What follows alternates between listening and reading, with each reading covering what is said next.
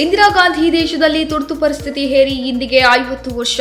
ಯಾವ ಭಾರತೀಯನೂ ಎಂದಿಗೂ ಮರೆಯುವುದಿಲ್ಲ ತುರ್ತು ಪರಿಸ್ಥಿತಿ ಕರಾಳತೆ ನೆನೆದ ಮೋದಿ. ಸಾಮಾಜಿಕ ಮಾಧ್ಯಮ ಪೋಸ್ಟ್ನಲ್ಲಿ ಕಾಂಗ್ರೆಸ್ ವಿರುದ್ಧ ನರೇಂದ್ರ ಮೋದಿ ವಾಗ್ದಾಳಿ. ದೇಶದಲ್ಲಿ ತುರ್ತು ಪರಿಸ್ಥಿತಿ ಹೇರಿ ಇಂದಿಗೆ 50 ವರ್ಷ ತುಂಬಿದೆ. ಈ ನಿಟ್ಟಿನಲ್ಲಿ ಪ್ರಧಾನಿ ನರೇಂದ್ರ ಮೋದಿ ಅವರು ಇಂದಿರಾ ಗಾಂಧಿ ಆಡಳಿತದ ಕುರಿತು ವಾಗ್ದಾಳಿ ನಡೆಸಿದ್ದು, ಯಾವ ಭಾರತೀಯನೂ ಎಂದಿಗೂ ಮರೆಯುವುದಿಲ್ಲ ಎಂದು ಇಂದಿರಾ ಗಾಂಧಿ ಸರ್ಕಾರ ದೇಶಾದ್ಯಂತ ತುರ್ತು ಪರಿಸ್ಥಿತಿ ಹೇರಿದ್ದ ಸಂದರ್ಭ ನೆನಪಿಸಿಕೊಂಡಿದ್ದಾರೆ. ತಮ್ಮ ಸಾಮಾಜಿಕ ಮಾಧ್ಯಮ ಖಾತೆಯಲ್ಲಿ ಪೋಸ್ಟ್ ಒಂದನ್ನು ಹಂಚಿಕೊಂಡ ಮೋದಿ, ಭಾರತದ ಪ್ರಜಾಪ್ರಭುತ್ವ ಇತಿಹಾಸದ ಕರಾಳ ಅಧ್ಯಾಯಗಳಲ್ಲಿ ಒಂದಾದ ತುರ್ತು ಪರಿಸ್ಥಿತಿ ಹೇರಿಕೆಗೆ ಇಂದು 50 ವರ್ಷಗಳು ತುಂಬಿವೆ. ಭಾರತದ ಜನರು ಈ ದಿನವನ್ನ ಸಂವಿಧಾನ ಹತ್ಯೆ ದಿವಸ ಎಂದು ಆಚರಿಸುತ್ತಾರೆ.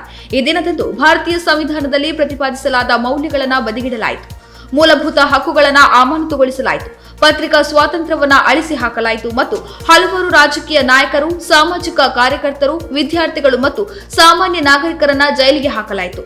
ಆ ಸಮಯದಲ್ಲಿ ಅಧಿಕಾರದಲ್ಲಿದ್ದ ಕಾಂಗ್ರೆಸ್ ಸರ್ಕಾರವು ಪ್ರಜಾಪ್ರಭುತ್ವವನ್ನ ಬಂಧನದಲ್ಲಿ ಇರಿಸಿದಂತೆ ಇತ್ತು ಎಂದು ಉಲ್ಲೇಖಿಸಿದ್ದಾರೆ.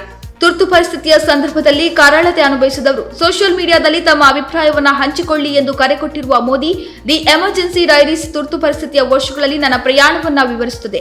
ಅದು ಆ ಕಾಲದ ಅನೇಕ ನೆನಪುಗಳನ್ನ ಮರಳಿ ತಂದಿತು.